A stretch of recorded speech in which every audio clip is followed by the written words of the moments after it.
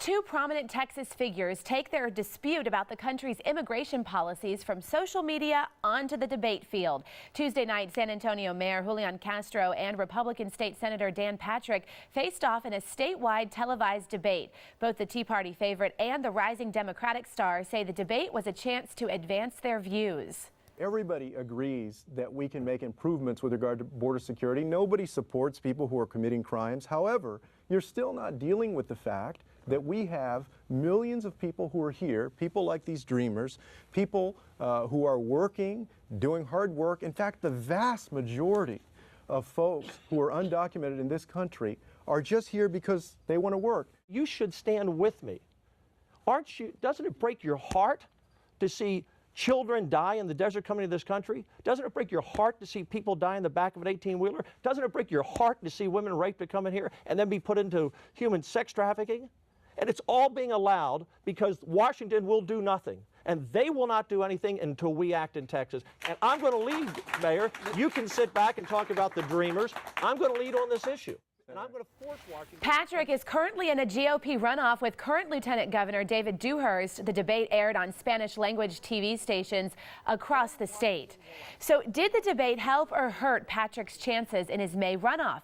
And what should the state be doing about undocumented immigrants? That's a big question, and it's our topic this half hour. In our newsroom, we have our legal analyst, Chris Tritico, our news analyst, Mustafa Tamiz, and public policy analyst, Jackie Bally. All right, very volatile issue. Those guys certainly clashed on it this past week. What do you guys think about their debate? It was a great debate. I thought it was very spirited on both parts. And to answer your first question, did it help or hurt Dan Partick? It couldn't do anything but help him, because they just took David Dewhurst and kicked him to the side and said, you're not relevant in this topic anymore. And so that debate, whether Mayor Castro intended it or not, by sponsoring this debate the way he did, he helped Dan Partick in his race. I thought that Mayor Castro came out swinging against a very tough opponent and made some solid points, Jackie Bally, that you're focusing on the minority of those people when most of the people here illegally have just overstayed a visa and did come here lawfully in the beginning. I think both men accomplished the points that they wanted to make.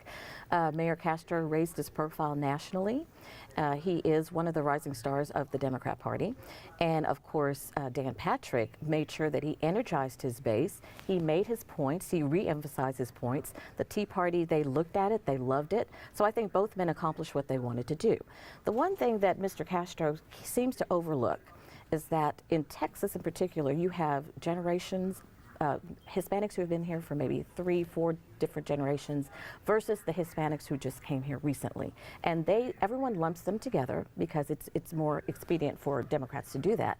But they think differently. A Gallup poll just shown that a lot of those who have been here a lot longer are looking favorably towards the GOP platform in Texas versus other states.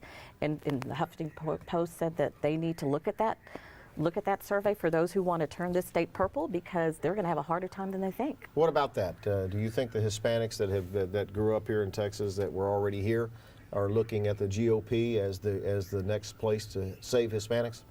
Well, first, my heart's broken for David Dewhurst, as Senator Partick was saying.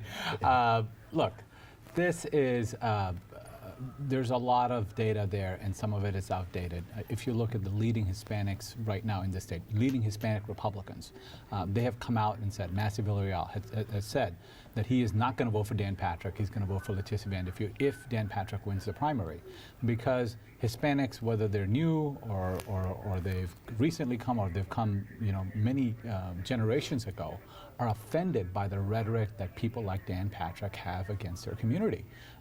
And so that's not going to change, and the Republican Party that George Bush led in this state no longer exists. Now this is the party of Ted Cruz, and this is the party of Dan Partick, and therefore it does not represent Hispanic values in any way, shape, or form. Dan Partick has been pretty harsh on Hispanics throughout this campaign with the things that he said, and said his first order of business is going to be to kill the DREAM Act. Do you think Republicans statewide really support something that helps kids who just came here through no fault of their own? I think that the fact that Dan Partick is saying that, he's going to have to build the support within the House. So I don't know how our future leaders are going to actually vote on that. But I do believe that the Republican Party we are the party of Ted Cruz. When Ted Cruz was on the ballot, Hispanics did come out to vote for Ted Cruz. He has been very explicit. He agrees with Dan Partick on a lot of the immigration platform, a lot of his immigration points, and Hispanics did vote for Ted Cruz. So they do realize what the new Republican Party is. You're seeing a lot of different counties that they're doing outreach into the Hispanic community.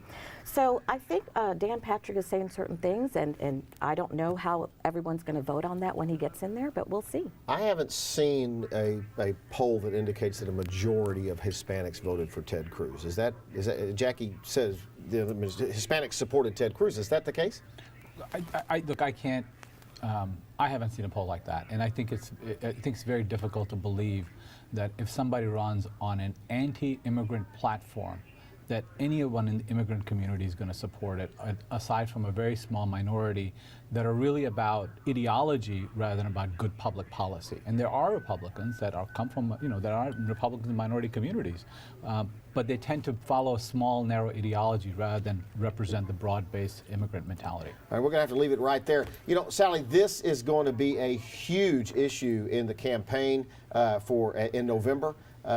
Because both parties realize that the growing Hispanic population in the state of Texas is one that is going to start carrying this state someday, and that's why I think you see Dan Partick starting to moderate his talk a little bit. Yeah, absolutely. It'll probably be the #1 issue, Right. along with the economy coming up in these upcoming elections. That's All right. right. Thanks, guys. We'll see you in our next half hour.